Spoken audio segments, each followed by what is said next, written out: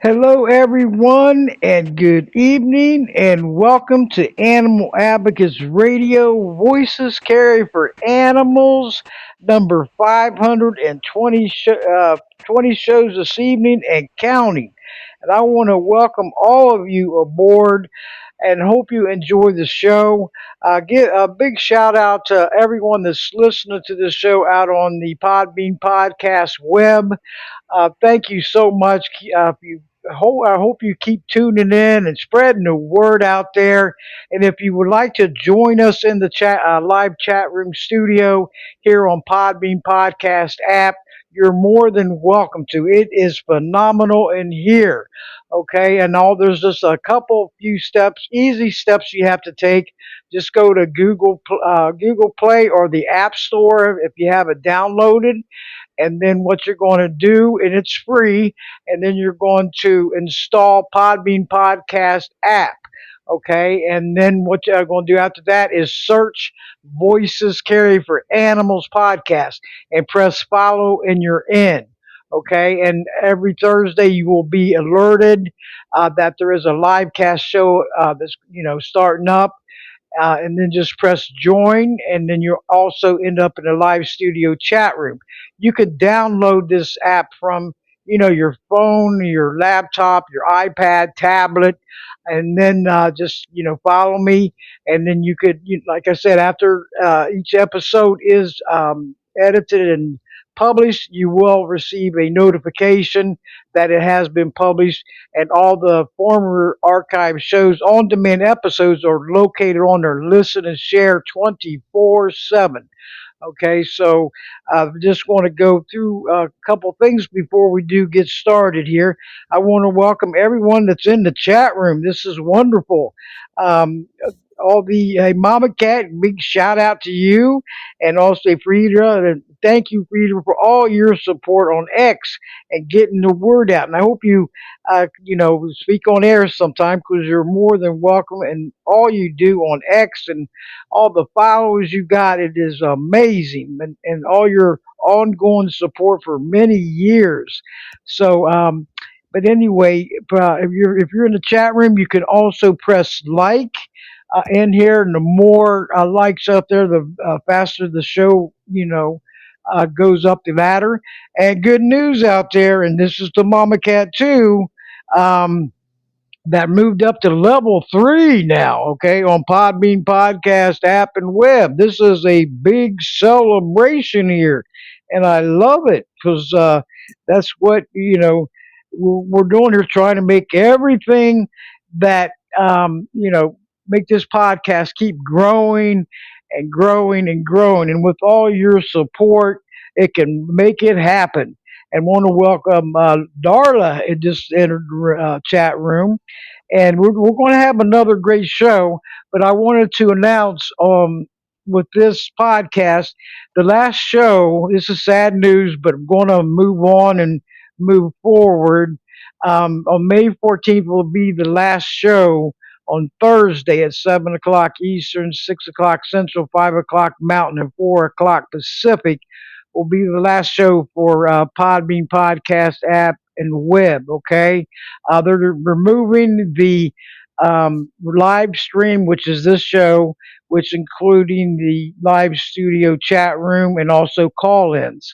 So I got, it knocked me down, but I'm getting back up again and going to find a new one, and we'll keep everyone informed, okay? Because that's what we're going. The Mama Bear is relentless, and you can also share this show from this live studio chat. My name is Debbie Dahmer, aka Mama Bear, and I am the producer and host for Animal Advocates Radio Voices Care for Animals, coming live from the Podbean Podcast app. And it is awesome, and I'm going to miss it, but it's been over a year, and I always give them, a great word, great feedback, and I will continue to do so. It's for business matters, and I didn't really get into it, but I will, continue with the shows once I get it set up and running. And I want to announce I'm going to changed the name from Animal Advocates Radio to Animal Warrior Radio. That thing is strong right there. I mean, Advocates is too, but Warrior Radio will be changed when the new podcast starts up. Okay, so would love to have all your support and keep me going because this matters so much to me. To help me out and all your support, all the amazing guests on this show. I mean, and the callers and all the listeners that's tuning in. Can't thank all you enough. And would love to have your continuing support when this new podcast starts up. It's just going to be like Podbean, so this is a plus. So that's going to keep my spirits up. And Ken R, thank you for following the host. And you can follow me too on this. Just when you go to the app, either App Store or the Google Play, and then search Voices Carry for Animals podcast, install it free, and then follow Voices Carry for Animals podcast. And that means so much to me from everything. But Michelle has entered the live studio. Hey, Michelle. Thank you, Animal Warrior Sister, and all you do. And a big shout out to fans of animal rights on Facebook. The page they're so supportive, been supporting me for many years. If you can swing by there and press and follow or like, because I do have access to that page now, which I'm so honored to be a part of. And we'll keep going, okay? So please check that out. And a big thank you to fans of animal rights on Facebook page. And thanks for letting me have access to that page. But anyway, I'm going to be bringing on a returning guest, and I want to welcome her back. She's out there working hard and helping out all the wild horses and burros, and then we're going to be talking about her name's I'm sorry, Linda Greaves, and she's the founder and director of the Saving Our Wild Horses and Wildlife Conference, and also founder of Preserving American Wildlife. And Linda has anything she does. She's a very strong voice out there, and all the supporters because she can't do. None of us can do this alone. It takes teamwork all the way, strength in numbers, and that's from Mama Cat. Because with our voices and our actions, and there's enough of us, voices do carry for animals. Okay, if there's enough of us, if not, we're spinning our wheels, so we have a choice to use our voice. But I'm going to welcome her aboard, and our topic's going to be this evening is needing a humane handling welfare policy for wild horses. Update on National Wild Horse and Burro Conference 2026. Linda, you're live and on the air. How are you this evening? I'm wonderful, Debbie. How are you doing? Hey, so far so good. I was excited to have you back on this evening. This is Well, wonderful. I'm glad to be here, and thank you so much for all you do and all your. I know you have some very dedicated followers, and you guys are always in the trenches and doing what you can do. So, hats off to all of you, also. Oh, you're so welcome. Hey, we're a super team, and that's what it takes, working Yep. together, not just, apart, because we're stronger and better that way. Can get accomplishments and see those laws get passed and see the animals' lives and futures change for the better, because that's what really matters. That's what we're here for. We're not just here to discuss it on this show and what's going on. Well, yes, bringing the awareness, but one foot in the right direction is taking action is the key, right? Absolutely. Yep. Yeah. Yep. And actually, I've spent this week on the Hill, actually actively lobbying for the SAFE Act. We're actually looking at taking it into other directions besides just the cruelty aspect, because through investigation and getting down into the issue deeply, it's turned out that it's a full criminal enterprise, because inside these trailers, they're using them to transport drugs, people, and other illegal contraband. And so now we're hoping, unfortunately, some of these people on the Hill, they don't care that much about the welfare of the animals, but so now we're trying to say, besides that, now it's the welfare of people and, the criminal element. So hopefully we're going to make some headway on it. And we actually have quite a few. We have enough signatures on the House side, so we got to start working on the Senate side. And we were hoping to get it included in the farm bill because there is a prohibition on cat and dog um, slaughter for consumption, and we were hoping to add equine in on that. It did not happen, so we just got to kind of dust ourselves off and go forward from there. Yep, we can't get up. We've got to be relentless and proactive and optimistic and keep going. Because if we give up, we automatically lose, right, Linda? I mean, Yep. that's the end results. Well, So I always tell people, I said, we haven't lost until we quit. that's right. That's So we right. can keep going until we win, or we just keep fighting. So, and and animals are worth fighting for. Oh, yes, they are. Because we're all on this earth temporarily, this crazy place called Earth, right? Yeah. And we got to make the best of it. We can't say it isn't crazy because it is. If you zoom in on it, and so we have to make the best of it. And with just like the children, the elderly, the animals, they're voiceless, helpless, defenseless, and innocent. So if we don't stand up and fight for them, I mean, the problems get worse, and we don't want that. So we're their only hope to carry on, Yeah. to have better lives and futures, and they so well deserve. I mean, from every angle. And Linda, I Yeah. do these shows, and it's going to be 500. It's 520 this evening. Going Yeah. on 12 years at the end of June, right? I'll be celebrating my new pod, the a new podcast on my 12th anniversary. And that's fine because it's just like Podbean. So once I get it set it up and running, you can always welcome back on there too. Okay. That sounds good. Yes, because I like to have guests on, not just once. I like to keep bringing them back, keeping, the exposure out there, put it in the spotlight, keep it from fizzling out and moving on, Oh, because these animals need our help.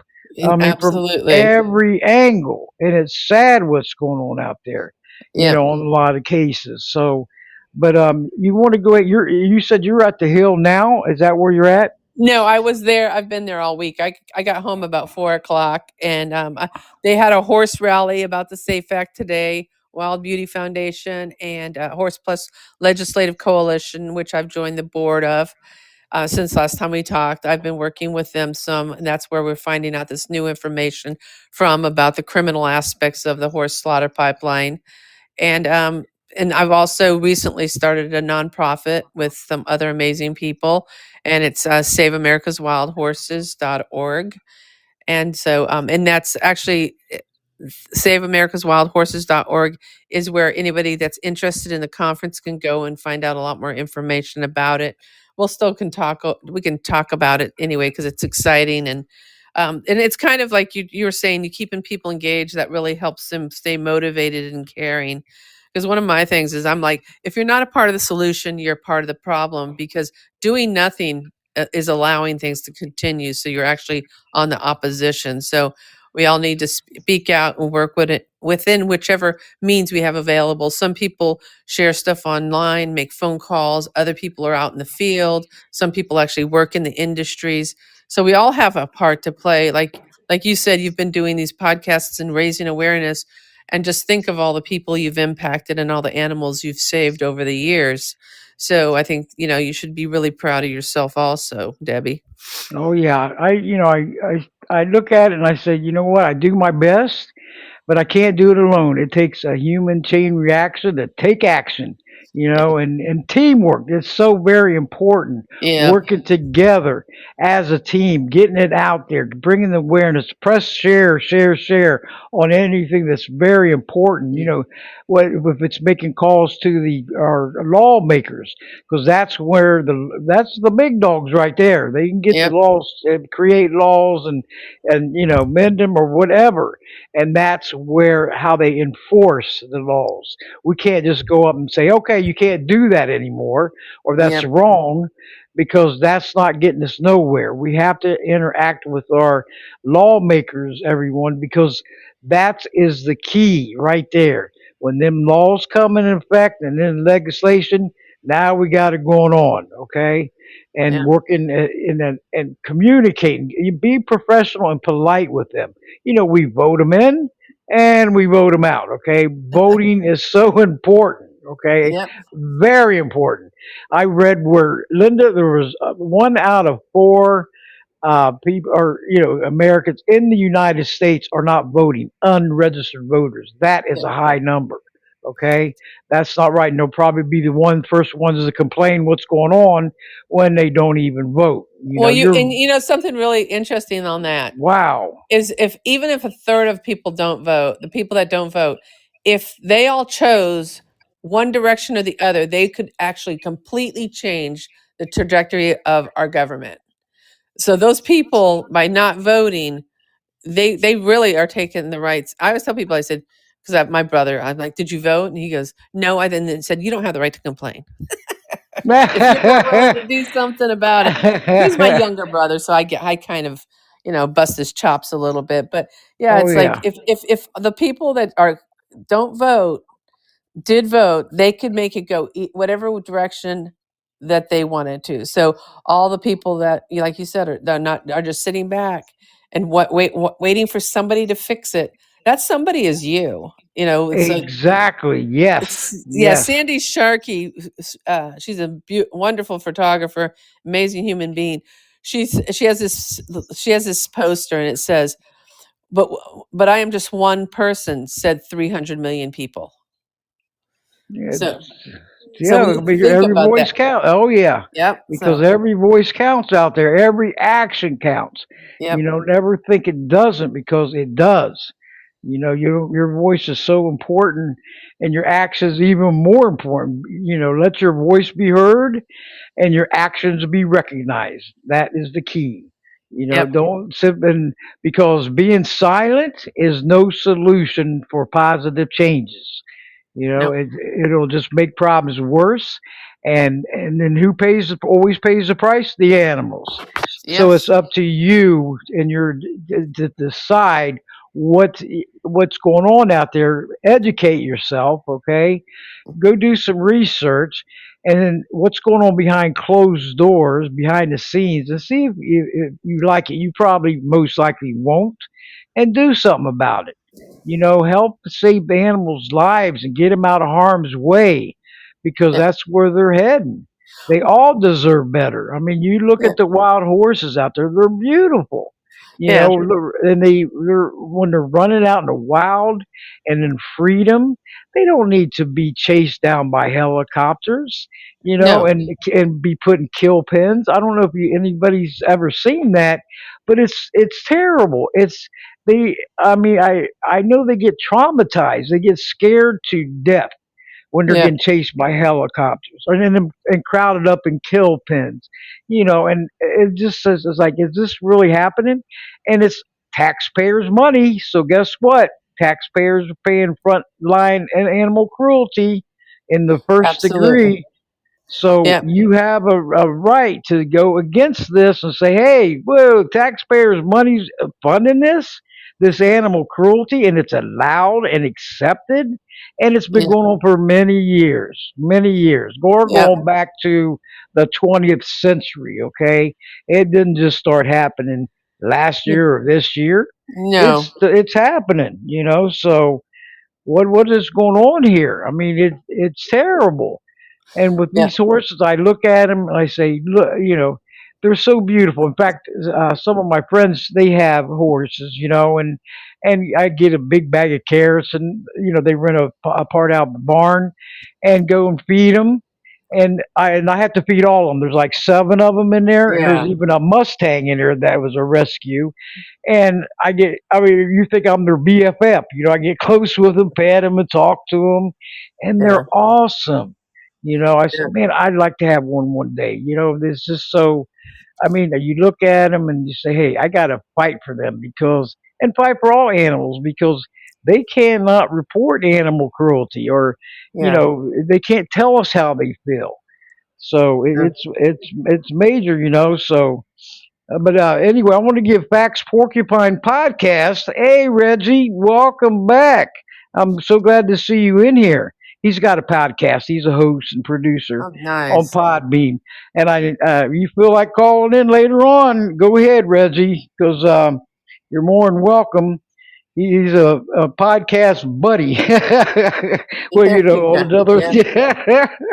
So Yeah, but we have to do something. I mean, all of us, not just some of us, and work as a team. It's not that difficult, you know, yeah. and then what you're doing is amazing. I mean, you're a strong voice out there, an Well, advocate.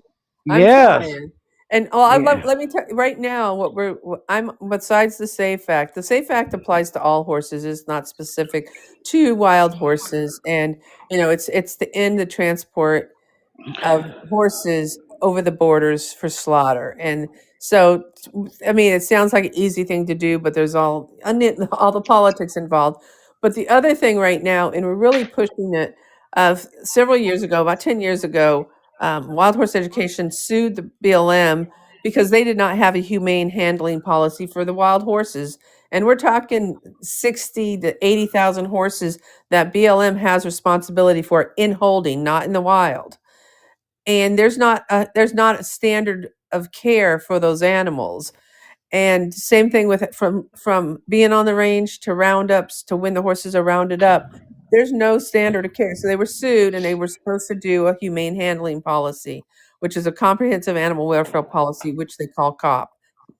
And so they started to do it. UC Davis was contracted. They started doing it. They came up with recommendations and the basic framework.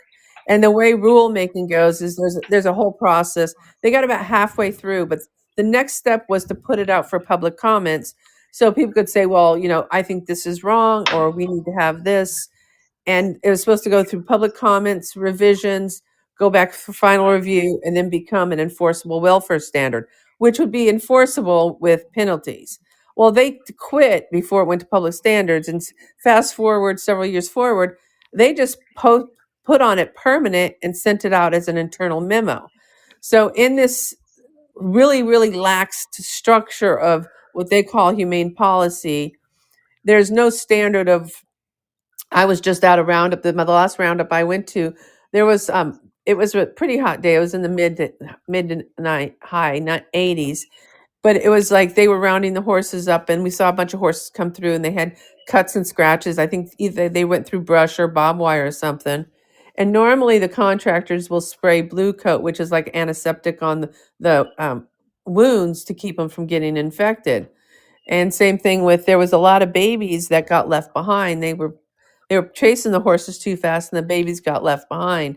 So we pointed out some babies and they went and got those. And so those babies were dehydrated and they should have got electrolytes. But this contractor wasn't the veterinarian was only contracted to euthanize, not to help the horses. And we're talking over 1,000 horses were being rounded up, and there was no veterinarian to give any of these horses any type of care. And Mm. so we complained to them about it, and then Wild Horse Education did do an article on it, the lack of care.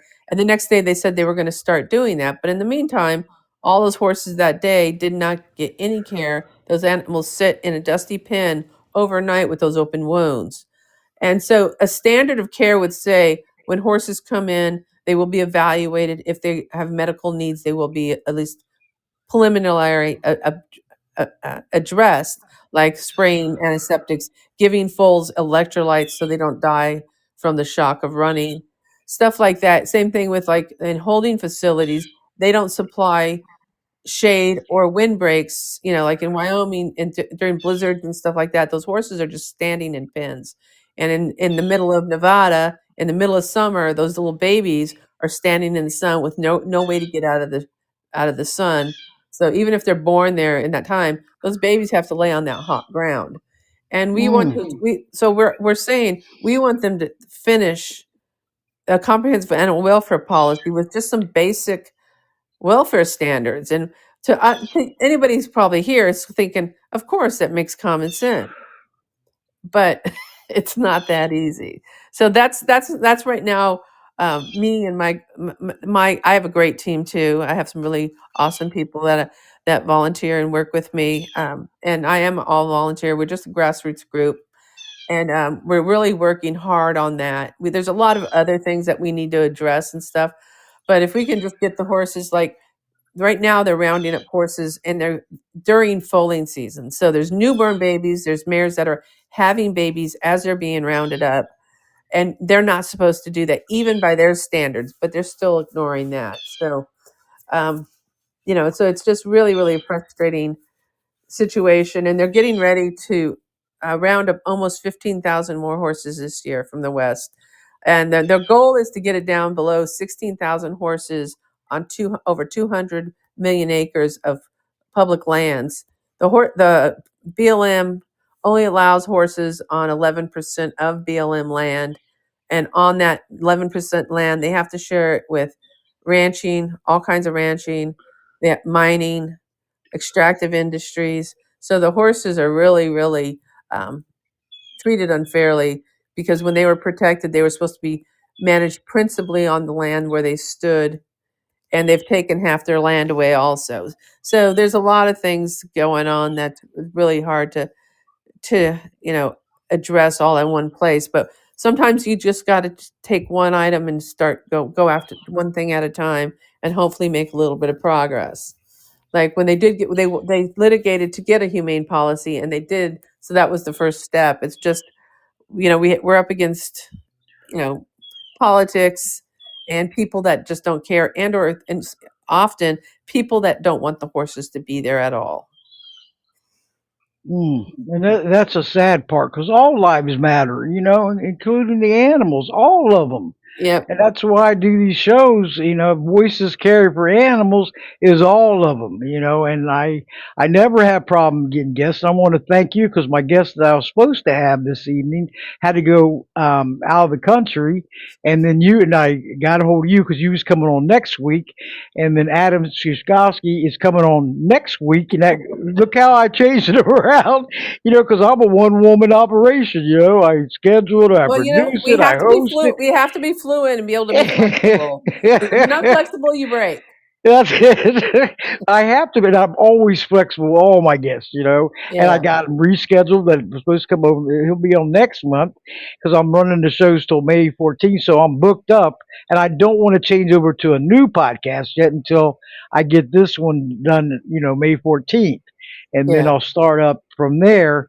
And it's just like Podbean, and I know facts. A Porcupine podcast is, and I know he's knocked down, but get with me and I'll show you the way to the new podcast. Don't let kick you down, okay?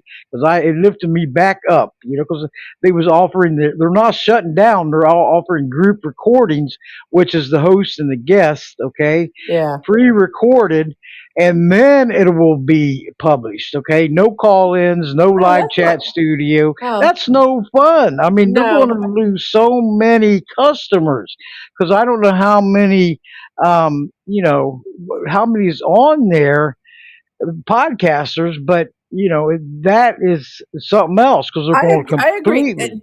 I think I agree with Whoa. you totally, because interaction and knowing somebody's might interact or ask questions, instead you're just basically reading a dialogue, and it's going to be recorded and put out. And so that's not nearly as engaging as having people pop in that you said, like I enjoy listening when I hear you see somebody you recognize, and you get your voice, you get excited and stuff. So that's really awesome.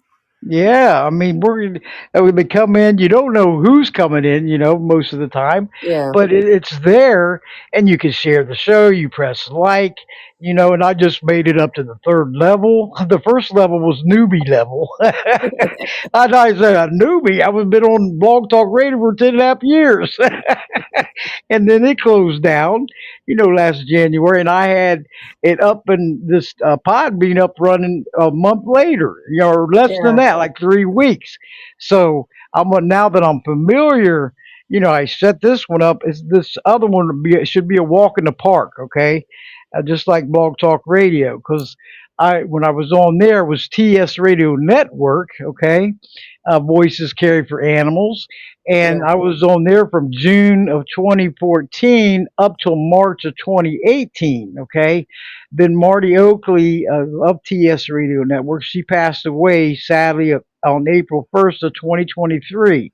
So back then, she set me up for Animal Advocates Radio, right, on Blog Talk Radio for my own network, and we stayed in contact. We stayed good friends and advocate and everything. And in fact, Linda, I'm having her next Wednesday a tribute to Marty Oakley on my network for her third anniversary death, and may she rest in peace. And so I'm going to have her host on as guest now next Wednesday at 7 o'clock p.m. Eastern, everyone. And I'm still running my show, regular show, Thursday. So please join in because it's going to be a great show. It's going to be with elder abuse, animal abuse, all kind of stuff. Okay, and a tribute to Marty because she was Yeah. a voice advocate for many issues, critical issues.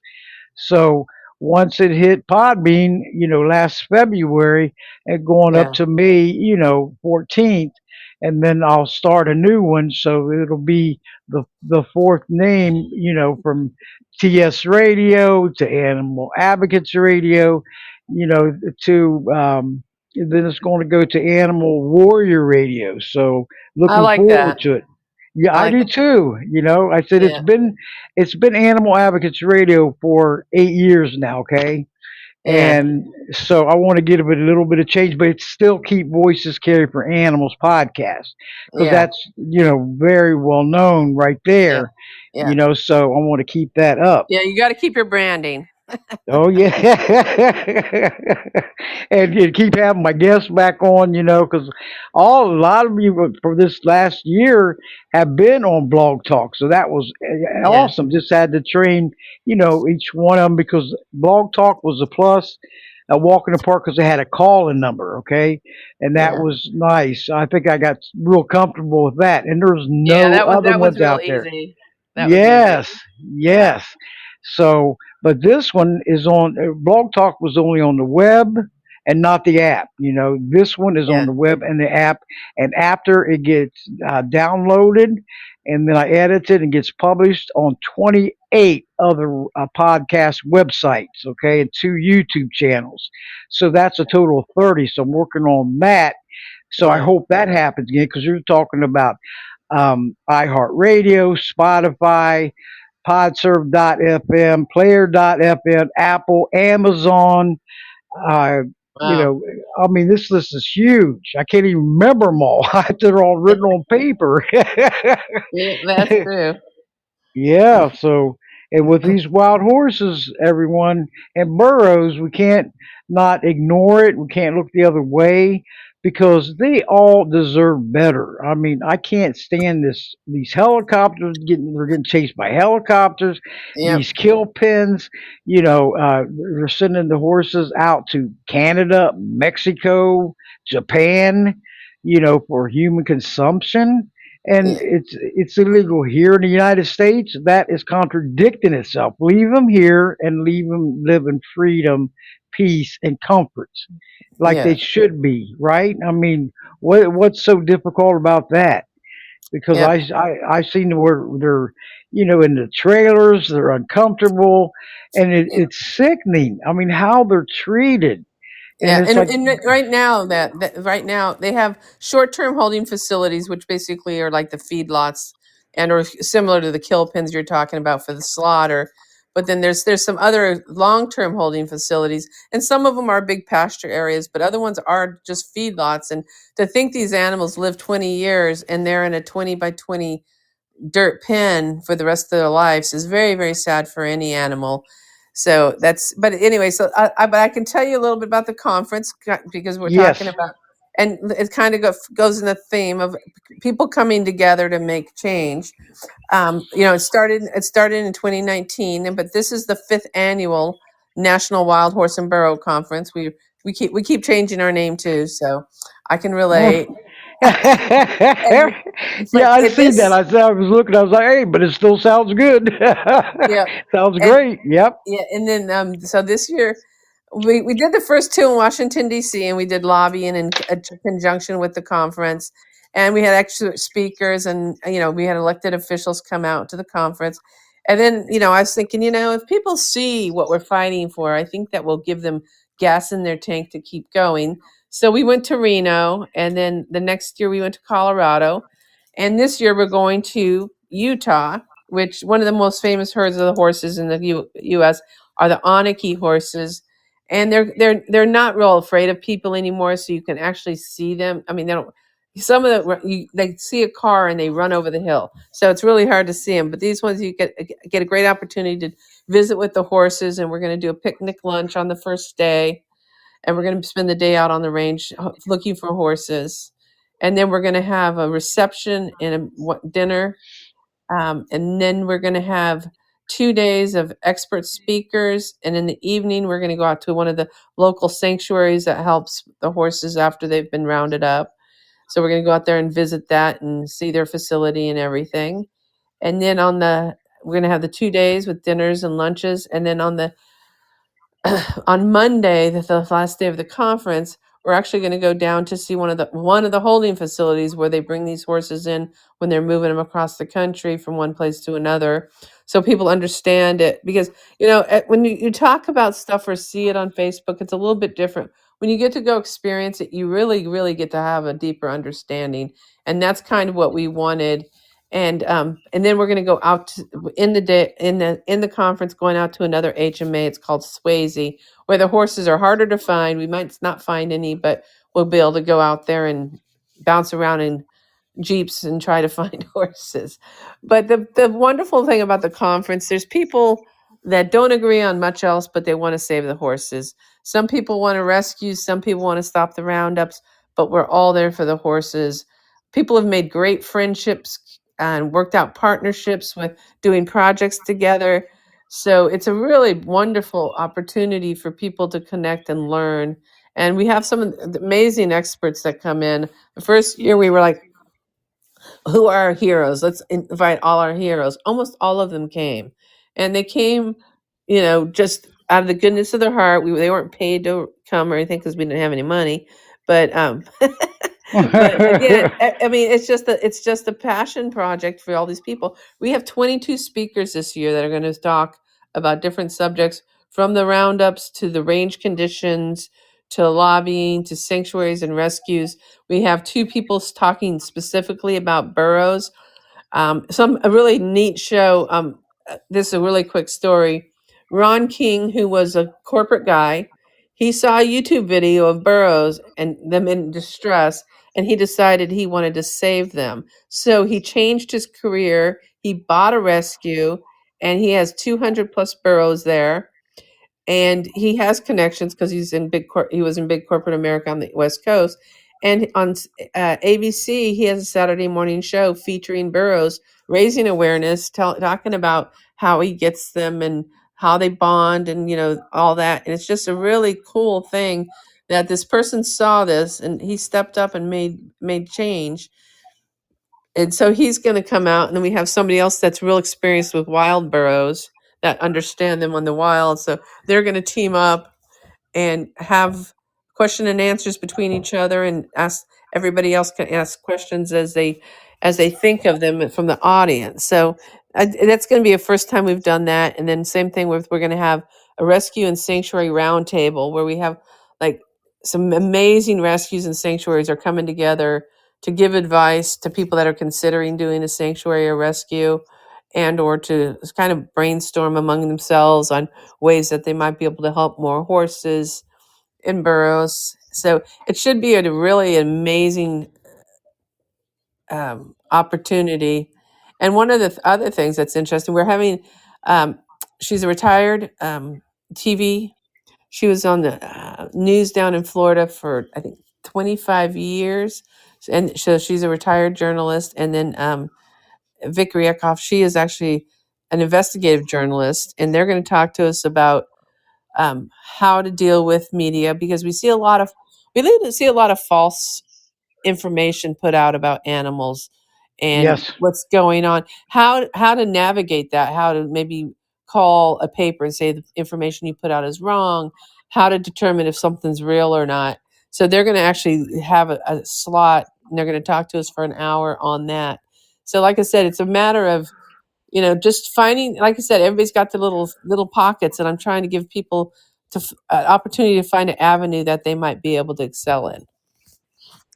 Hey, every effort counts out there. Every phone call, email, letter, even make an appointment. If you want to send a fax and stand up for them, get a hold of your representatives, everyone.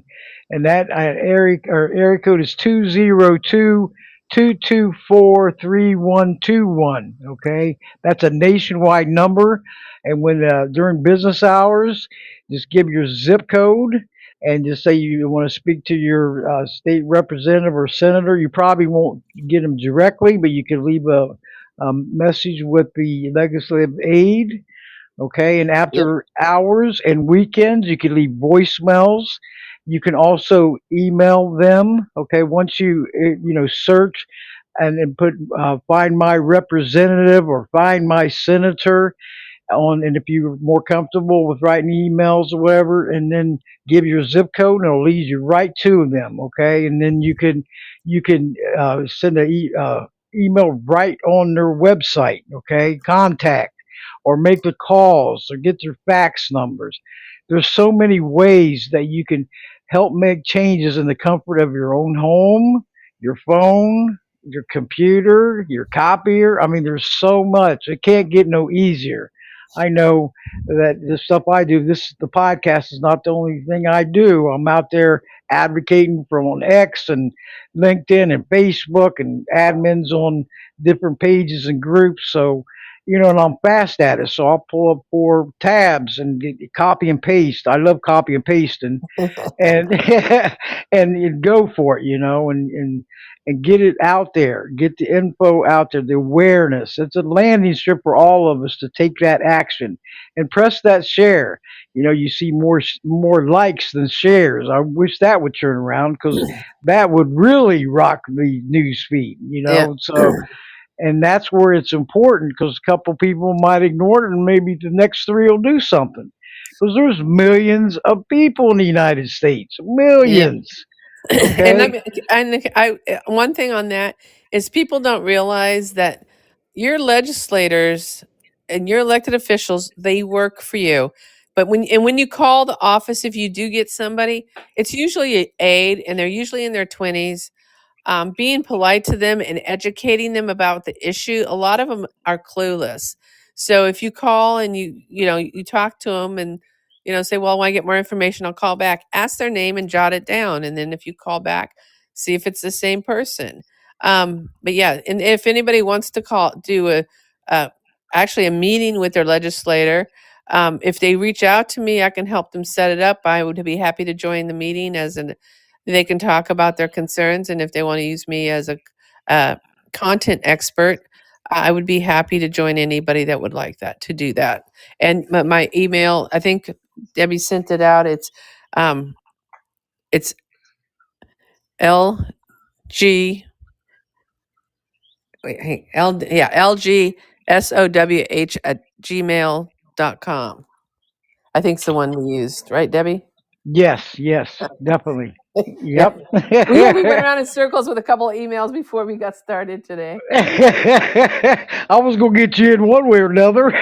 Yeah, it was like, okay. I said, okay, good. If that don't work, you come in this way. Yeah. That live link where it shows all the on Podbean podcast is all press that live, and it'll show all the shows that's currently playing. You look for Voices Care for Animals podcast, scroll down, and click it, and you're in the live studio chat room. I think that's awesome too. Or you get a notification on your phone, your laptop, a tablet, iPad that the live cast is starting up. Press that on, and you'll also end up into the live studio chat room. So there's so many ways, and we'll be taking calls here. Later on, we could go till 8:30 if you'd like, because we love this chat room and this show, and even myself. So I don't mind it at all. I've went up to 2 hours. Okay, there's on many of them. Oh, that's awesome. Yeah, because we get more the callers I call know. in, and it's I know. interesting. Yeah, Yeah. well, I know sometimes on some of them, they literally cut you off. It's like you're off. Yep. But that's I not remember. I remember on Blog Talk, I only set them for an hour, right? So if that hour went up, bam, it shuts off. well, I So wasn't many saying times. you, but that's what I was talking about. But it's happened. And I said, "Well, this podcast, I'm staying on there and keep it. I'm not putting no time frame because it'll shut down in a heartbeat, you know." So I got it up to 2 hours, so that's good enough. You know, I don't have to Yeah, worry. I don't have to stress out. And I hope the next one's like that because, we get you talking and the time goes so fast. You know what I mean? It just flies. And yeah, yeah, and so and the more the info, the informative, educational is the key to make do the homework. Listen to these shows because all of them, I can't think of one bad one that didn't give me the great information that's needed to encourage the listeners to take that action. To help support them, whether it's on their website or Facebook page or X or LinkedIn or Instagram, wherever. And they can always go back and listen and share these shows. And the downloads afterwards is amazing, because with podserve.fm, I looked at those, and I mean, we're hitting record breaking downloads, and this is after the show. And that's that's something, awesome. and also on Podbean. So, I want to keep this going on because once I start this new podcast, it's going to have to start from scratch again with the followers, and everything, getting things changed over. And I'm familiar with it, so it's not going to be that hard. I just got to take the time to do it and concentrate and get it up running like this one. I remember last year it was like, oh no, Marty Oakley set up mine on Animal Advocates Radio on Blog Talk. She set everything up and also on the PPJ Gazette. So she told me, she said on the PPJ Gazette, which was her website, she set up another site, which is Voices Carry for Animals. So I can still post on there, which is nice, but Yeah, she said that, before she said, oh, I want to show you everything, the main password, everything. And I said, oh, Marty, we have plenty of time. We'll have to rush. And then she passes away. So it's like, oh no, you don't think of things like that. You never know. You no, can't predict anything that's going to happen. So I'm doing my best, Linda, but I can't do it alone. I lived and learned. I'm learning a lot on these podcasts that I never even knew what was going on behind the scenes. Behind well, I closed will say, doors. and I will say the one thing is, Wow. once you figure it all out, it all changes. Yeah. The worst thing I hate to see is updates available. No, don't change anything. Change is always good, especially Okay. positive change. Positive It's, change is good, but yeah, it's like yep. technology is not my best friend. Yeah.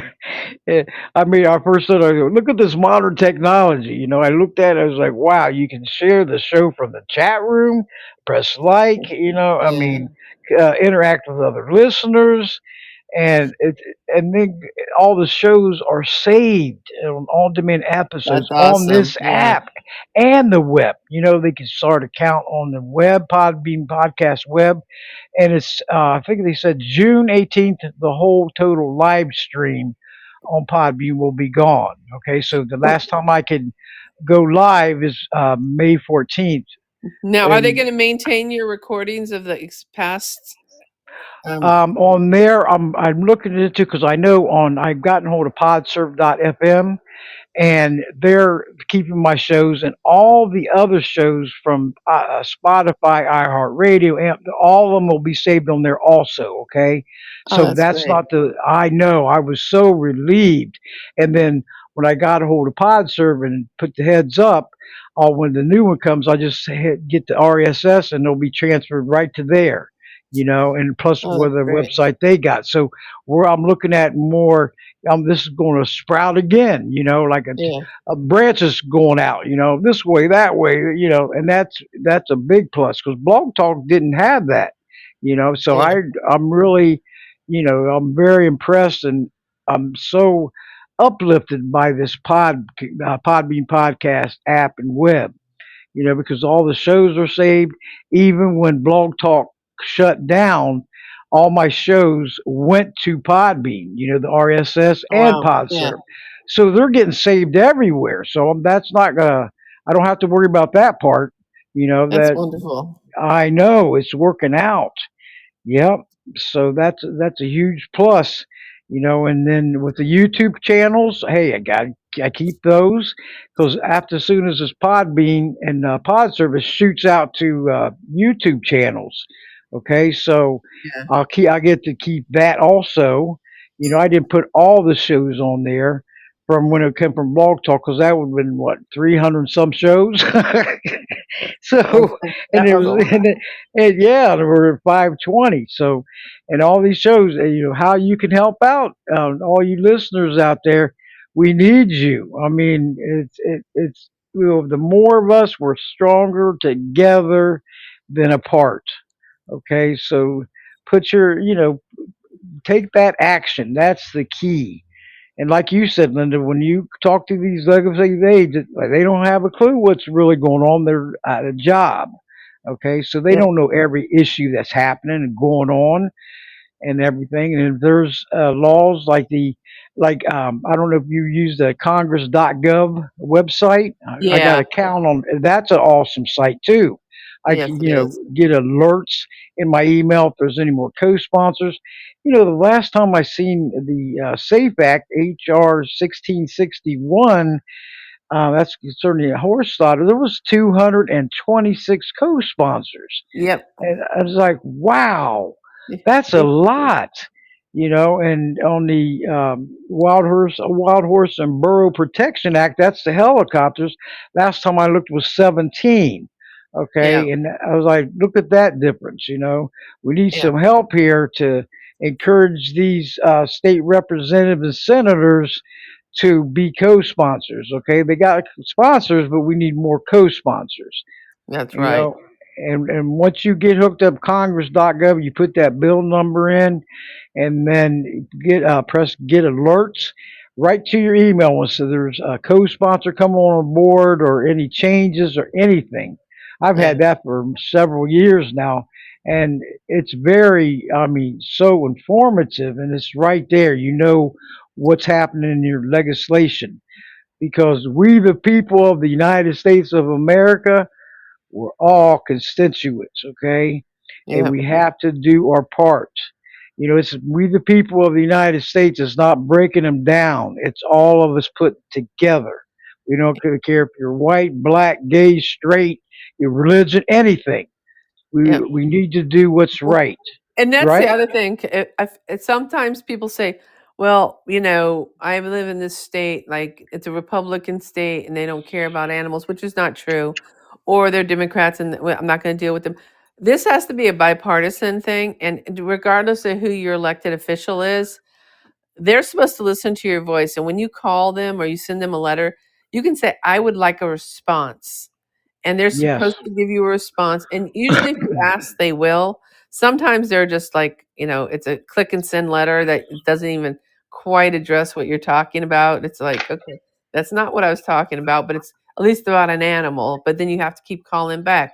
But they work for you. It's like, just think about sometimes when you're trying having a hard time getting your cable to work. How many times do you call to get it right? We're used to doing that, but this other stuff is just as important, and you maybe get used to calling them. It doesn't have to be about animals things. It could be something they did that's good. Call and compliment them. Say thank you for doing. yes, So you start building up a rapport a little bit with your elected officials.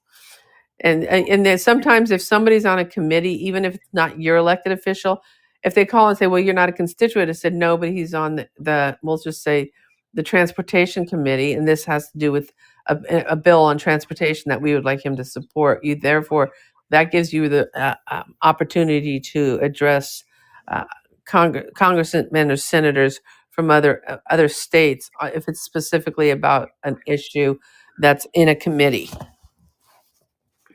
and it's so important. I mean, let your voice be heard, because if you don't and you remain silent, these problems are going to escalate. it's going to get worse, and it's already bad as it is. Yep.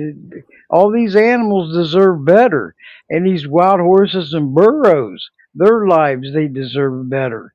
Get them out of harm's way. Let them live in comfort and freedom. I mean, we love to live in comfort and freedom, right? I mean, Yeah. we are pets at home in our household. We want to see them live in comfort and freedom and peace. And not all animals get treated out like that out there. I mean, animal cruelty is animal cruelty, abuse, neglect. They are crimes, and they should be treated like crimes, punishable. Not no Yeah. slap on the wrist, or this group gets to do as much cruelty as they can.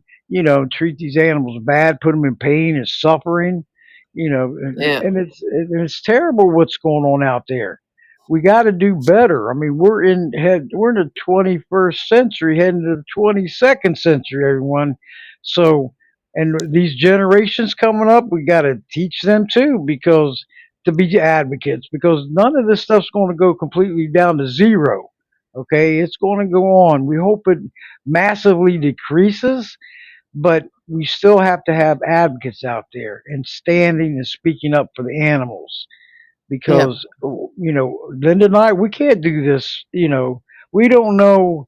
We can't predict our futures. In the elderly years or whatever. So we don't even know if we're going to be here. Okay, so we're going to make it the best that we can, and we're going to stand up for what's right and speak up for what's right. Yeah. Get them out of harm's way. Let them live freely. We are the animals' only hope to carry on. So please don't look the other way. And like you said, Michelle, everyone can do something, and that is so true. Every effort counts. And make your voice be heard and your actions be recognized. And you don't have to get irate or obnoxious or anything with any of these state lawmakers. Be professional, polite. You're going to get yourself a lot farther than you think. Yes. Okay, and try to call them up. We vote them in, so call them up, whether it's a Democrat, Republican, or whatever, because both House side and the Senate side is mixed up. Yeah. Okay, and we can't be discriminate political discrimination, because I see a lot of political discrimination going on social media, and it's sickening. I've seen them separate, and what we need, all these advocates working together, and what it takes is us getting a hold of them and encouraging our state representative, whether they're Democrat or Republican, to hey, support this bill, be a co-sponsor, or create a bill, Arthur, and then you need a sponsor. So, because that's where they vote, is in the House and the Representatives, and the state. Then, if it passes both sides, then it goes to the governor to sign. Or if it's federal, it's the same thing, but when Goes to the president. that goes to the president. So whether you're a Trump supporter or non-Trump supporter, hey, we got to all work as a team. Okay, Yeah. we want to see we're doing what's right here. And if we go, hell, I'm not going to contact the White House or this one that because they're not my political party. That's political discrimination. We got to do what's right. We, the people of the United States of America, because your voice counts. And please don't say, "Oh, it's not my political party. I'm not going to No, let your voice be heard. Don't be Well, and discrimination." now, and something I don't know if you know, Debbie. Well, partly because the federal bill for anti-slaughter has had such a hard time, and the criminal aspect, and now there's actually a health aspects that are coming over the border, because with these sick horses and stuff. Several states are looking at doing a state bill that will not allow the slaughter trucks to come through their states. And so that has to be worked on the state level. If anybody is interested in that, please also reach out to me. They passed a bill in New York. They cannot take slaughter horses through the state of New York. They cannot hold horses that are going to ship to slaughter in New York. And New Mexico is looking at a bill. Maryland is looking at a bill. So there's other states that are doing that, and it's a real good argument. We don't want the crime that comes with the horses coming through the state. We don't want the health risks of the horses coming through the states, and we don't want to be a part of this cruelty. So that there's a good opportunity, especially the border states, because like most of the horses go to Hello? Can you hear me? the organization I'm on the board. There's been 22 meetings with state um, officials trying to get if they shut it down, that'll really impact it. So I don't know where everybody lives and where exactly, but if you have any thoughts on that, or if you think you would like to maybe propose it to your state, let us know. Especially if you're a border state. So that's a new opportunity that we're seeing some progress on. That's great. That's uplifting news right there. And Yep. Linda, can you give out your website and any information how they can the listeners out there can help out and what they can do? But go right ahead. Okay, it's saveamericaswildhorses.org. And then my email is lgsowh@gmail.com.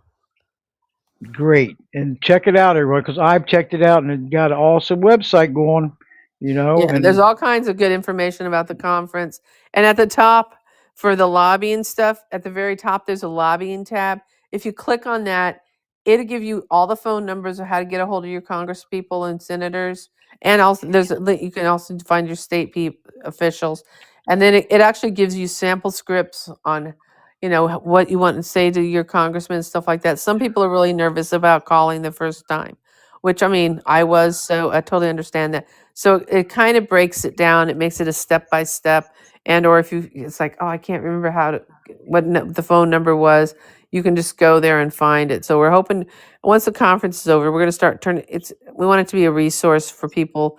It is horse and burro specific, but when you call your elected officials, you can ask for like where I'm at, they just changed the tethering law of dogs being tied out. They have to have shelter from the sun that has uh, because sometimes dog houses, if they're in the sun, they get so hot inside the dog can't go in it. So they don't really, they say, well, they have a dog house. Well, that's not shade because it's too hot inside the dog house. So they right, just changed them laws. So sometimes you can find something small in your state, and sometimes it's like, oh, it's only one animal. Well, that one animal, it means a lot to. So there's no issues too small, and sometimes we can start at the county level and then go up to the state level, and then we can go up to the federal level on some of the other, especially the dog and cat. Tethering's a big deal, which is basically dogs that are tied out. Because I mean, we used to have in Virginia where I lived, the dogs only had to have 3 feet of tether, but 3 feet is nothing. no, that's And then, nothing. no, Whoa, and because there's a lot of hunting dogs there, and they don't want their dogs to fight and stuff, and so that was changed. We were able to get that changed, and in Maryland they have stopped ended the killing contests that they do, where they spend a weekend and turn killing animals into a contest for coyotes and foxes and raccoons and stuff. They shut it down on a state level. They didn't get it done on a federal level. They did it. That several states now have stopped having killing contests, and so there are things that we can do on a smaller scale. You always hope for the big picture, but you work within what you have, and to make some difference somewhere. that's right, and that's great news about Maryland. That's wonderful. Them Yeah. killing contests are cruel and they're totally unnecessary. That's animal cruelty too. Well, You and the whole know. and the whole thing is Oh, you go kill all the small predators, and now you have a huge explosion of rodents populations. So then it throws the ecosystems off. The animals serve a purpose, you know. yep. So it's very important. Oh But yeah, but it's I always so try to important. encourage. I always try to encourage people one step forward. Just one phone call. If you can, $5 to a rescue helps. Just everybody can find their niche on where they can help, and also they've shown studies. People that do stuff without expectation of reward, like stuff like that, they're healthier. So many people today, everything's supposed to be about you, and then you get everything you want, and you have no purpose in life. We're supposed to, when you do stuff for others, it's good for your soul. Yes, it is. Agreed all the way. Because I know when doing this podcast, plus the other stuff I do, and I know that I'm not spinning my wheels. I know it takes a human chain reaction to take that action. But when you see those victories come through, it just makes you feel so good, and that you was a part of it, being a positive impact by taking action. And letting your voice be heard. When I call my state reps and everything, they know my voice, okay? So, so Like, what do you want now? what now? We out now what? What I do? but but I'm always professional and polite, and whether it's an email or a phone call, I get involved. And it doesn't stop there. Just because I see one victory come in, I'm on a roll now. I'm going to keep going from any angle I can help out, because it matters. All lives matter, including all the animals out Yeah. there. Well, and All of them. a Yes. really big win for the animal. And a lot of people say, "Well, there's not been any progress." We're spinning our wheels. You know, 20 years ago, greyhound racing was all across the country, and it was real Yes. abusive. It has completely been shut down. So we are making, and then they have passed the Racehorse Integrity Act, which holds them accountable, which has improved the lives of racehorses. It's still not perfect, but sometimes things come in small measures. If we can get improvement, that's going in the right direction. So we do kind of sometimes have to sit back and say there are wins. It's not hopeless, because sometimes it can feel like you're swimming against the tide, and it's really hard, but you need to really celebrate the wins, and when you make progress or you get a good meeting, pat yourself on the back. You do deserve it. um you know That's right. s- so it's really Yes. really important to take care of yourself while you're doing this hard work. That's right, because it's never easy. Make sure you don't get overwhelmed with it. Take the breaks, because you get stronger. Come back. I know I got to take breaks and refresh myself. I don't want to get my personal life backed up so much that I can't think straight. Yeah, So I do what I can do. Enjoy life as much as you can, because we're all on this earth temporary. I mean, we don't know when we're going to leave out of here. We can't predict the future, but it will happen. That three big D words: death, deceased, and die. It's going to happen to all of us, right? Think about it. And we yeah, don't. we're all Whoa, are going to end up in the same place. It's just, are you going to leave the world a better place, or that's right. Or leave worse? it, be the Yeah, same or worse. And that's not good, because we're working on it. We can't do nothing about the past, zero. But we yep, can do something about the future. I mean, it's right in our hands. They blame it on society. Hey, we are society, okay? Plain and simple. yeah. So if we don't do nothing, expect no changes at all, and expect it to get worse. Okay, so get these animals out of harm's way. Get the elderly, that's all this abuse going on, out of harm's way. The children, Yeah, they all deserve it, because they don't have a voice. We are their only hope. Multitask. We go over there and help out. Wherever you can help out, and it's not that difficult, not that much time consuming. If you yeah, get, I'm gotten so fast at this that it makes my head spin. I pull them three, four tabs up and go at it. And I think I sent you a messenger. I said, Mama Bear's on a roll. yeah, Catch me if you can. yeah, So, but and I do my best, and I will not stop. I'm relentless, optimistic, proactive. Stand up for what you believe in. It means standing alone, because sooner or later somebody's going to listen. Okay, never that's, give up. yep, Don't you're absolutely correct. don't give up. Don't give in, and don't say okay, because quitters never win and winners never quit. So there you go. That Yep, explains it that's right true. there. You Yep, know. yep, So we cannot. even think about it. We have to stick together and work together, and that's so important, right? I mean, So that's so true. yep, So and that's what it takes. But you ready to take some phone calls? sure. Okay. If anybody has any comments or questions for Linda, you're more than welcome. Um, I have to laugh for a minute because Mama Cat just put can't catch Mama Bear. She always gets me. Thanks, Mama Cat. But anyway, if anybody has any comments or questions, and there is Big Buford, aka Photo Bomber, just entered the room. He loves Oh my taking selfies. Look at him. But he's my BFF, best furry friend. I knew she would do that. But anyway, if anybody has any comments or questions for Linda, you're more than welcome to come on air. Just try to refrain from any noises in the background, TVs, radios, conversations, and hey, you're welcome to speak on air.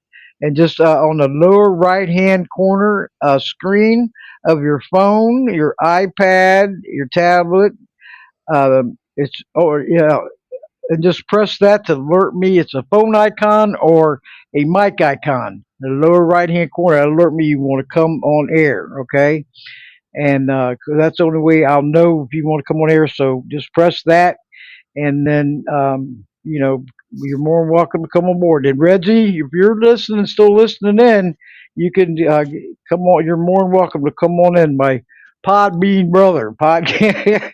He has some good shows going, So, but where's that Mama Cat? I'm gonna get you, Mama Cat. Are you there? Can't catch me. Linda, you remember Mama Cat? She's a former guest many times, Yep. and she Yep. supports. She comes in the show, and all the former guests are welcome on us. Come and join us and get on air anytime. Yeah. In this chat room, because that's great. I love that. But go ahead, Mama Cat. Meow. Hey, How Linda, are how you? you do? I'm doing good. How you doing, Linda? I'm doing well. Are you taking time to rest yourself in between all your animal worrying? I plan to after the conference in May. Okay. Good. I Yeah, take a we. little bit of lull. This lobbying popped up. I was working. The conference is a lot of work, and right now I'm also fostering a dog.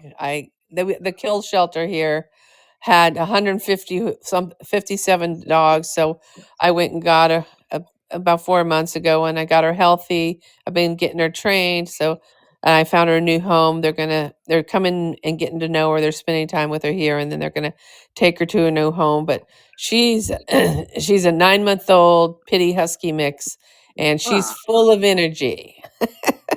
So you she got keeps the me busy. Judy. Oh Oh yeah. yeah, they're Yeah, awesome to have, though. that'll keep They. your hands full. Yeah, yeah, because I have a German Shepherd Husky. That's my heart dog. I mean, she's been with me for 10 years, and she goes everywhere with me. But I wanted to help the shelter out, so I figured I'd take this girl and get her healthy. She had pneumonia and kennel cough and Oh, everything else when I got her, but she's fully healthy now and really obnoxious, so she's ready for a new home. She's laying on my feet right now.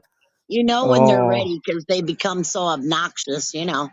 Yeah, there's no fear, and that's what they said. If you get one and foster it for 2 weeks, the animal needs to relax enough to start getting confident, and that's why we've gone out to the park and walked with the new owner a couple times, and it's gone really well. And they're going to come over, and I'm going to go through all my her how I feed her, and because she was real food aggressive. She was a street dog, so she had a really rough start, but she's Oh, come a long way. But she's gonna, and they're really great. They're coming over and see how I do everything, and so there's very little as little change as possible for the transition. yeah, change is really hard on them little guys, but once Yeah, they realize that they're darn sure better off where they're at. yeah. It doesn't really take them all that long to figure it The, out, but a couple weeks of resting and decompressing is definitely ordered. Yep. So, but she's going to have a great life. She's going to end up on a farm, and so it's gonna be perfect for her. So, She's gonna Oh love that. yeah, yes yeah. she is. You know, hey, we adopt, don't shop, and foster. That's just as good. That is give them the chance because I don't know. I keep every chance I get, these animal shelters in the USA are in a major crisis. Okay, Hmm. and it's sad, and animals are getting euthanized left and right, all ages, because of overcrowding, and so it's like, whoa, this is terrible. And Yeah. up to 1 million healthy adoptable animals are put down a year in America. That is It's sad and disgraceful. heartbreaking.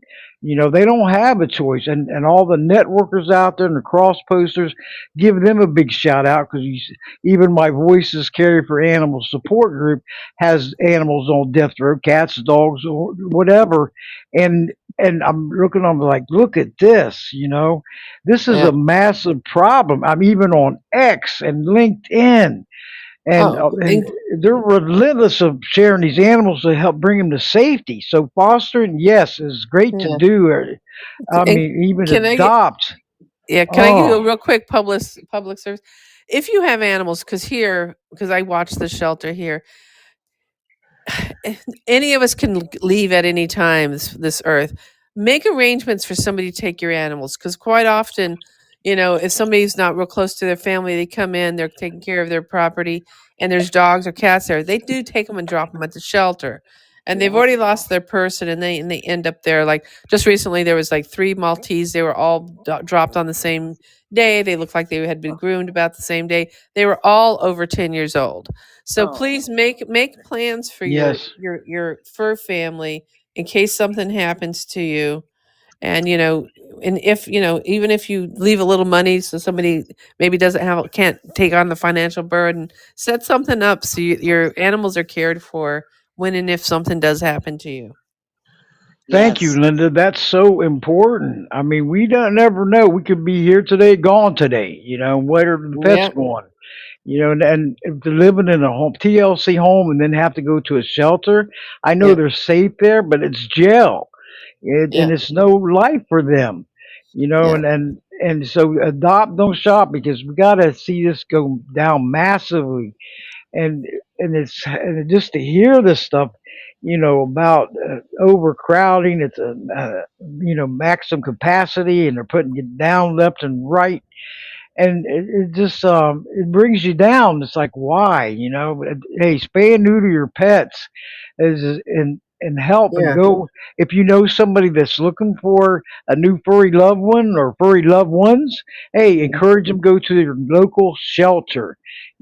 Foster, adopt, even go spend time there, because these places need our help too.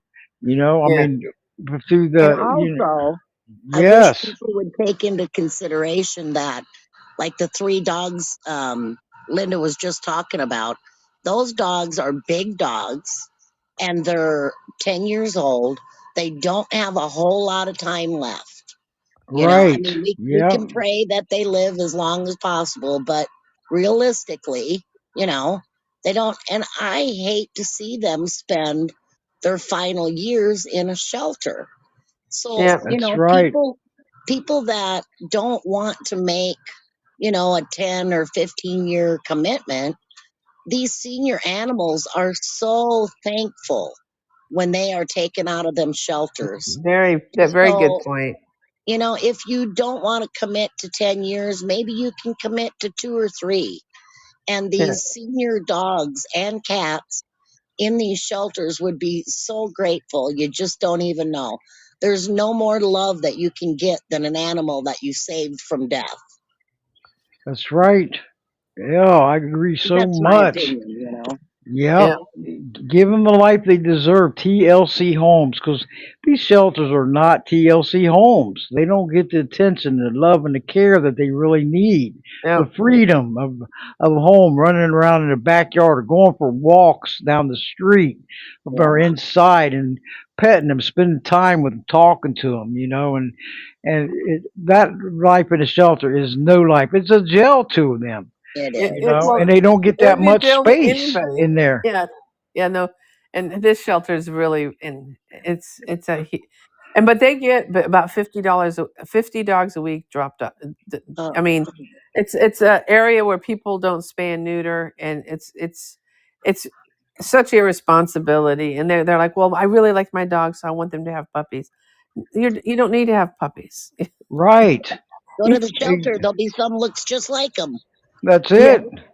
Yeah. especially especially because this shelter in particular, because in this county pit bulls are banned. 80% of the dogs in the shelter are pit bulls because Yeah. they can't be adopted back out to the local community, and there is a lot of dog fighting and stuff in the area, so it makes people more cautious with getting the dogs because they don't know if they were fighting dogs or not. So I have a question on that, Linda. If yeah. there's a ban on pit bulls in your area, eh, can people still foster those pit bulls out of the shelter? No, see, I don't live in the area. I go to that area because the shelter where I'm at, it's not full. The other shelter is a kill shelter too. So I went there. Mm. So I could have probably fostered one, but the people that live in that area, they can't take them out.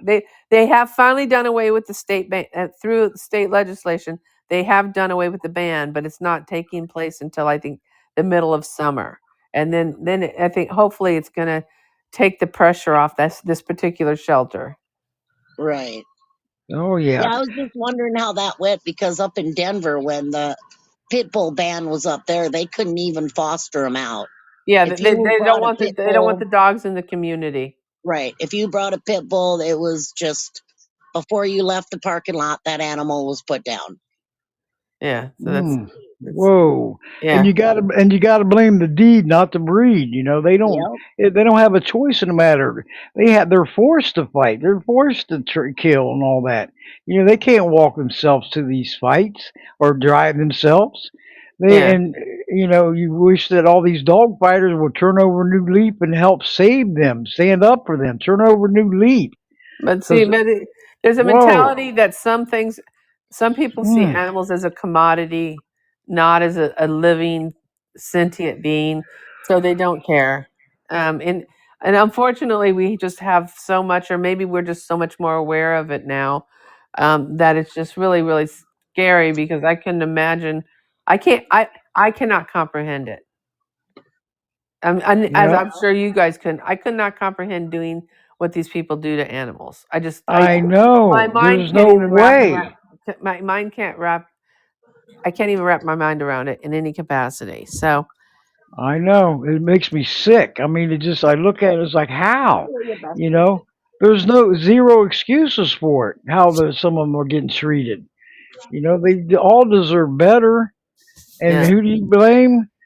The deed, not the breed. It comes yeah, down to the roots of the problem. And yeah, it's happened so much because I know that down here in Miami, Dinah Kane, she's been on the show many times. um, there was a pit bull. They lifted the ban down there. It was a couple years ago, yeah, and there was a lot of dog fighting and everything down there. But it took since I think she said it was 1986. They've been fighting for that pit bull ban to be lifted. Isn't that something? But they didn't give up. But I said, hey, if it can happen there and in this other place and this, it can happen all over the place. Give these animals a chance.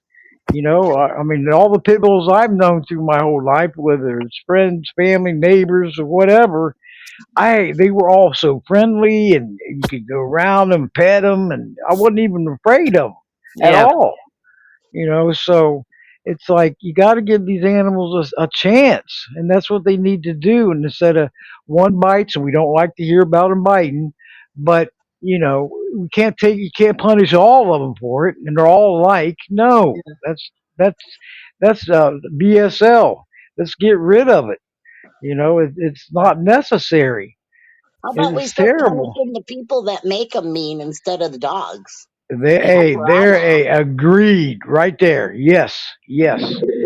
You train them to be bad. Hey, Just like if you have children, you train them to be bad or don't care or what they're doing. Hey, they got to be punished. That's not good, right? Yeah. They have. I mean, it comes from in for all angles Yep. because you got it. When you teach a child, in their childhood days to treat animals with dignity and respect, they'll go through their adulthood doing the same. I mean, Yep. look at us. We were never animal abusers. We Yeah. was, our families taught us. Yeah. We were grown to respect them and Yep. dignity, not go and hit them and pull their Yeah. tail and smack them and, Yeah. nothing like that. Never have I When ever when I done was a that. kid, if I would have smacked my dog, I would have got smacked back. But back then, now you can't do Whack. that. But back then, you'd get in Oh trouble if yeah. stuff like that. But the other Oh thing, yeah. just something else for people, if you're looking at getting a dog, just don't get it because it's pretty. You do need to find out what breed it's for. If it's a hound, and it's going to bark. And so if you get a hound and you live in an apartment and you get it and your neighbors complain because when you're gone, your beagle barks, it's not the dog's fault, it's your fault. So, and same thing with if you get a husky and live in a small apartment and you don't understand why your dog rips apart the house every day when you go to work, it's because they need 5 miles of running a day.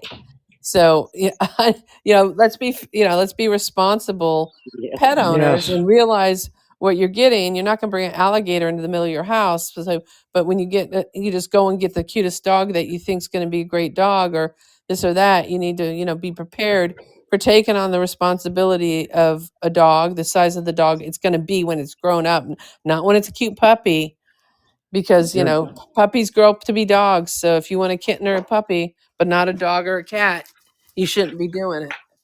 So, That's but right. anyway, Educate yourself. You have to, yeah, because I know I had to on a yeah, Sugar Bear. She's an Alaskan Malamute. Was adopted back in 2019.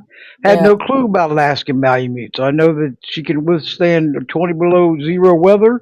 I know yeah, I can't, but I yeah, had to educate myself. I mean, from going on the internet. I mean, just videos, everything, and it was so educational to me. yeah, And to all the pets that was in this household, because you yeah, can't just go and guess and assume.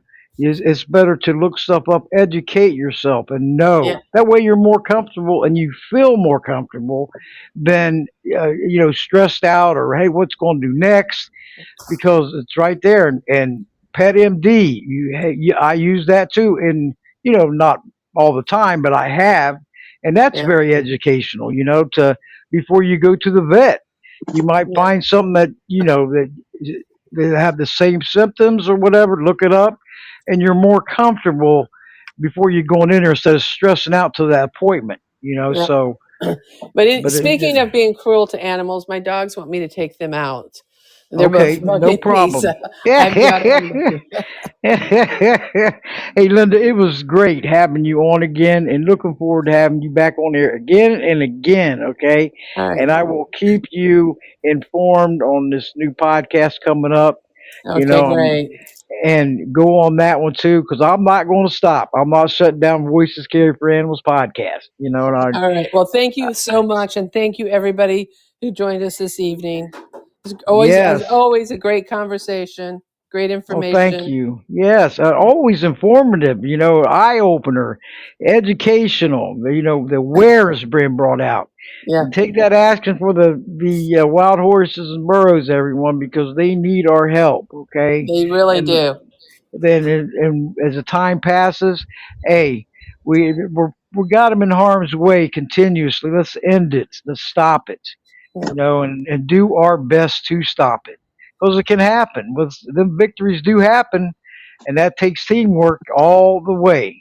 Okay, yeah, from the start to the end of the with the horses, hey, we can see it happen. We can get rid of them. Let's see that Safe Act pass, and the Wild Horse and Burro Protection Act, the helicopters. There's so many of them out there. It's overwhelming that what's going on out there. It's like, well, how could all these animals be treated this badly? You know, they should live in peace and freedom. Let's get them out of harm's way, better lives and futures. They can't thank us, personally, but when you see their lives and futures changing for the better, we know we did our part. Okay, all of us, Yeah. So, but anyway, thank you, and Darla, hey, and Rada, and Mama Cat, and Michelle, Kirk, hey, all of you, Reggie, thank you all for tuning in. This is so awesome with all the great super team here. Because I know one thing, Linda, they're not. I hope they don't ditch me when I go to this new one, but I don't think they will. No, No. we'll find you, Debbie. You guys can keep going. That'll be great. You'll find me. I can run, but I can't hide. I'm just glad I'm saying I'm going to end this podcast. I can't deal with that one. Yeah. No way. But I want to thank all of you and Linda too. Keep it up. Stay in touch, okay? I I'll sure try to help will. you out in which way to keep me informed what's going on. It was All another right. great informative show. I love it. It's Thanks for so everything you do, wonderful. Linda. I Yes, think you thank too, you. Mama Cat. All right. Bye bye. Hey, Bye. keep it up. And good night and have a nice and peaceful evening. So does anybody have any comments or questions they want to bring on air? I'm going to be closing it down in a minute. You're more welcome to come on board because this Mama Cat. You have anything to say or bring to attention out there, or anybody out there? I want to thank you all for tuning in because I love this podcast. Don't you, Mama Cat? We're going to I miss it. do. I do. And listen, summer's here. Well, spring, but it's getting hot out. Please put out several bowls of water for all the critters, the birds. I mean, here in Colorado, it's been really, really dry.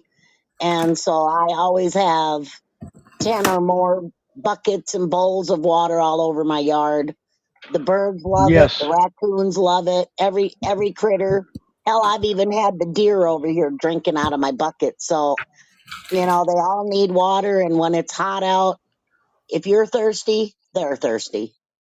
that's right. And I leave water out too, Mama Cat. The summer, well, here in Florida, whatever small winter we got, but I always leave water and bird feed, out there, and I Yep. even got lay out little cut up carrots for the rabbit that comes around, So always it helps them out so much, I you even know. put rocks and marbles in my bird feeder. I have one bird feeder that I do that with, so that when the bees and the wasps and hornets and whatnot come and try and get a drink, they don't fall in and drown. See, so you're thinking about them, and They and, and it's drowned in it's so there. well, it's so well worth it. It just say. And I was telling you about the sand cranes that come around. They come up and they come back like once, twice a day. Sometimes they'll skip a couple days. But one day I had them doing the happy dance. I was jumping up and down, and they was doing the happy dance. That might have and, been their mating ritual, Deb. I'm not sure. and but they come up and eat all. There's I got let's see, one, two, three, four bird feeders, right? Two in the back, one on the side, and one out in front. And they come out and they love that bird seed, that wild bird seed. So and if there's any birds that's coming around that's eating it, they'll chase them away for a couple of minutes because it's like this is my territory. Mine. Yeah, but they're awesome. So think about the wildlife out there. That Yeah. water in the summertime because it gets hot here in the summer in Heck Florida, yeah. and the humidity is terrible. Our nice weather is now, but wait until May comes and up till what November it gets so hot out. So it's good to leave, change the water and it helps them out so much. Think about Yep. them, Change that right? water every day so you don't have mosquito larvae laying their eggs in there.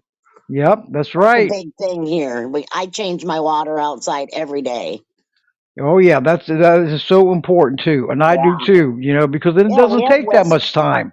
we It have doesn't West at Nile all. virus up here, and I had it the first year that it started out, and I got West Nile virus, and it is not a fun deal to go through. So I make sure I No, don't create any more damn mosquitoes.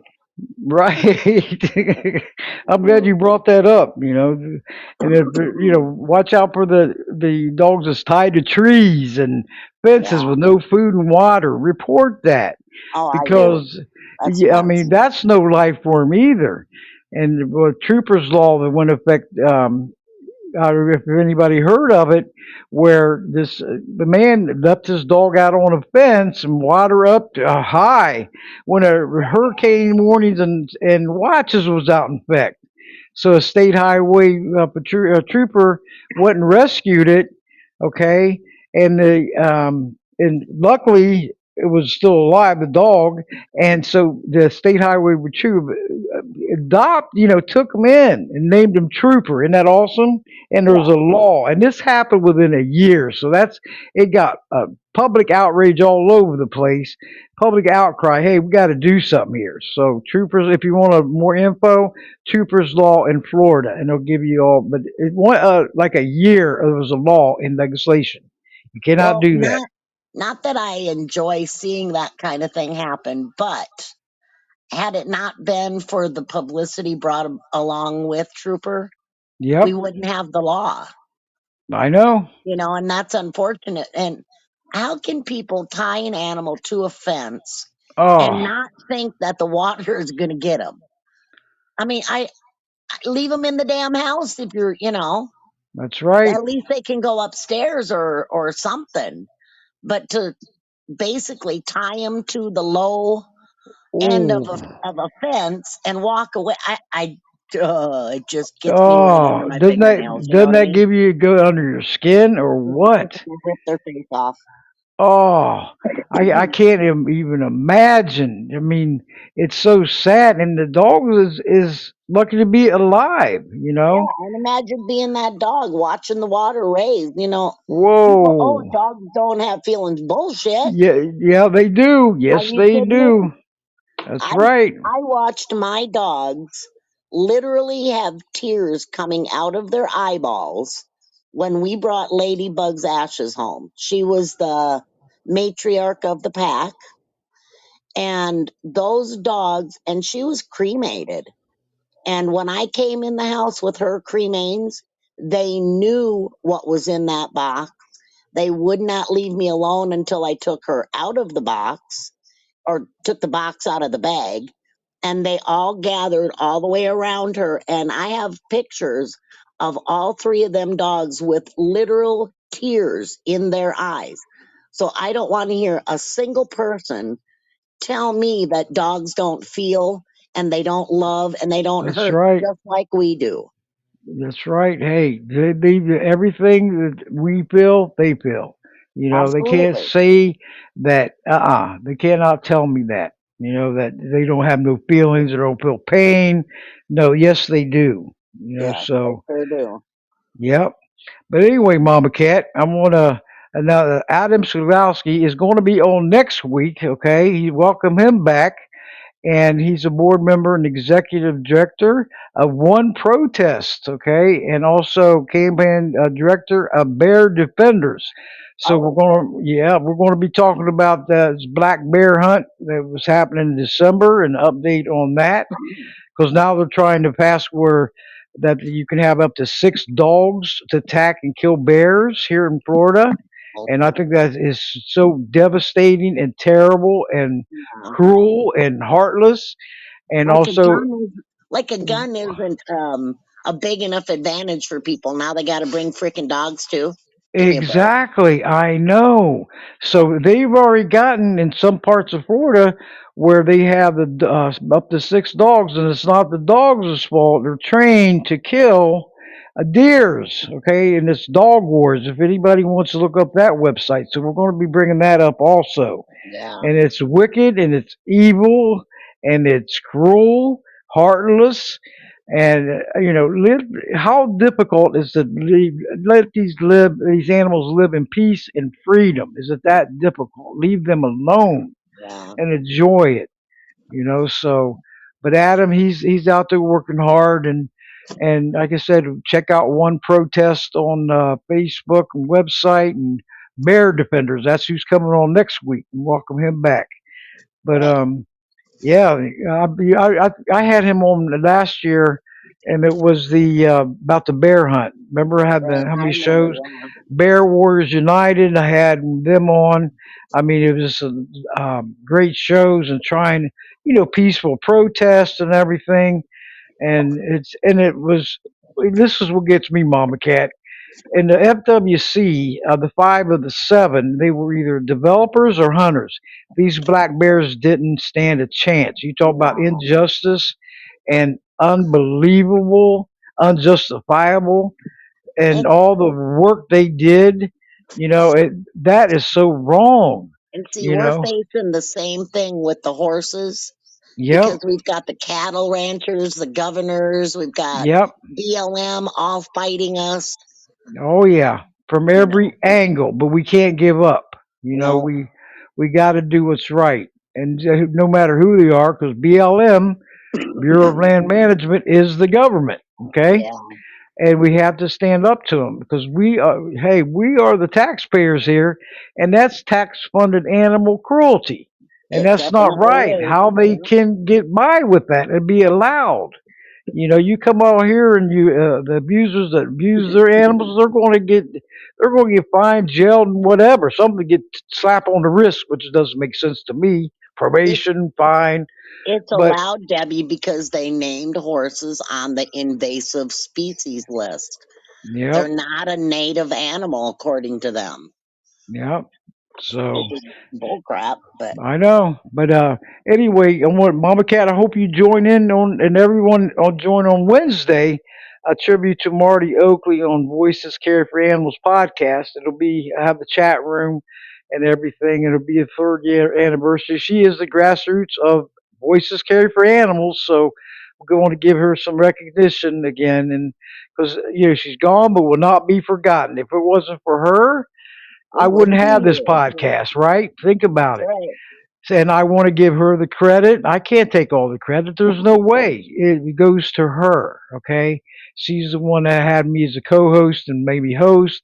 And look, how many years later, almost 12 years later, I'm still doing it. So her legacy is still moving on. It's moving forward, and that's a plus. So at Wednesday, all the followers out there, you'll get alerted on your phone that, and it's going to be Wednesday, April 1st, that live cast is starting up. Click to join, Oh, okay? You'll be right in the live chat studio. And then, or if on the Podbean podcast app, just press the live link and then go scroll down. It'll show all the shows that's currently playing. Press Voices Carry for Animals at 7 o'clock Eastern, 6 o'clock Central, 5 o'clock Mountain, and 4 o'clock Pacific. And it'll be a tribute to Marty Oakley. Okay. So please join us because it's going to be a great show. I'm going to have the three hosts is still running her shows, which I think is awesome. Marcel Reed, she is the founder of Whistleblowers Summit, and Kaz Witten, and she's head of the host and producer for Guardianship Abuse. All these shows are so important that they're doing that Marty started back then. And then Marsha Joyner of the Murdered by Hospice, and she has a Facebook group, but they're all doing great work and great advocacy to see, wake everyone up out there because this is not a perfect world we're living in. We got hey, issues from every angle, right, Mama Cat? what Every angle. And what I remember podcast are they using? they're using Buzzsprout. It's Oh, okay. yeah, that's what they're using. And but this is going to be on my network and everything because Okay, yeah. I got Marsha already following me, so I got the two other ones, and then get them on there. They'll be the guests, and it's going to be a great show. We're going to have animal advocates coming in, elder abuse advocates. I mean, it's going to be hopping. Okay, it's going to be rocking the airways from every Wow. angle. Yep. So I hope all of you can join us, and it'd be so awesome to do that. Because maybe may Marty rest in peace. She was a great friend and a great advocate, and it trained me from right from the beginning. From I'll be the there for Marty, that's for sure. all right, because you remember Marty, you Oh yeah. remember? Oh Yeah. yeah, she was awesome. And but 3 years already, I can't believe that has passed. So we're going to, keep going here. But Thursday I'll have my regular show with Adam Sugoski, okay? Bear Defenders and One Protest. and we'll have another great show. All these great shows, guests. I mean, they're amazing. Can't thank all of you, including you, Mama Cat, because you've been a guest many times and filled in, and I appreciate that so much. And we've become so close, and I love it. We The all got to tag. stick together for the animals. That's right. The tag team. That's my tag team there. Mama Cat and Mama Bear.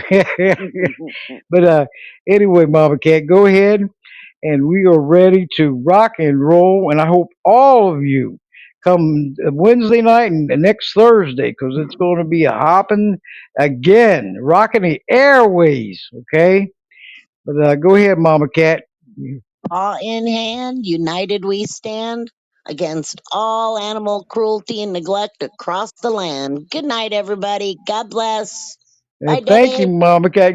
Thank you so much. And God bless you too. Thank you all for tuning in. And I hope you join us next week and keep following me and keep spreading the word, okay? Because it uplifts me and it keeps me going and keeps me positive because we want to see more positivity in this world, not negative, okay? But thank you all. Have a nice and peaceful evening.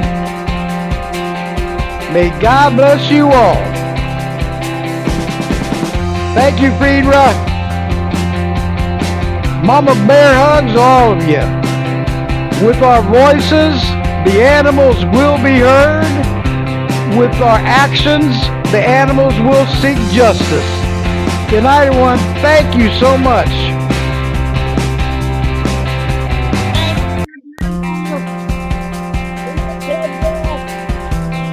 All right, Mama Cat. Rocking the airways for the animals, making voices heard worldwide.